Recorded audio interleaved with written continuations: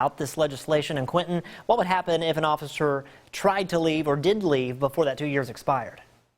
Well, Scott, there will be a price to pay. If that officer leaves for any reason and works at another agency, the agency the officer goes to will have to reimburse the department the officer just left. Columbus Police Chief Fred Shelton says this is a bill he is in favor of, and he believes it will prevent officers from quickly jumping from one department to the next. Great. Awesome, and let's get rolling. That's how Columbus Police Chief Fred Shelton feels after reading over Senate Bill 2037. The bill requires an officer to stay with their respective department for 2 years after finishing up at the police academy. When you put that much training into an officer, if you do that initial investment, you want to return on your investment.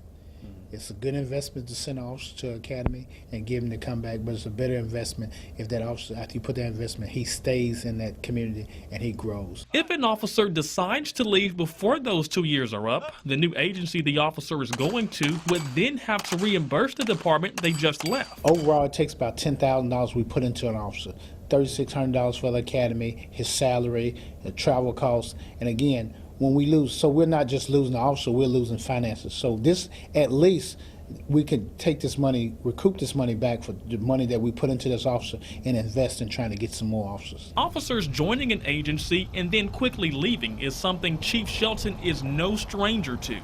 He admits whenever that happens, it creates several challenges for the department. It's a financial burden, it's a manpower burden as well.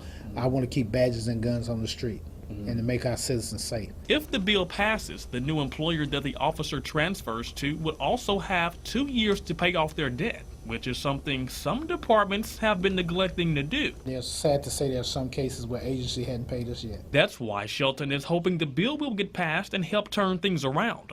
He believes Senate Bill 2037 will help retain officers and prevent other agencies from trying to dip into another department's staff. We're a mid-sized agency, but you look at a smaller community that has 5 or 6 officers. That's tough on them. Now, again, the bill is still being discussed in the Senate, but if it's passed, it'll go into effect July 1st. To read more about Senate Bill 2037, just head on over to our website at WCBI.com. Scott?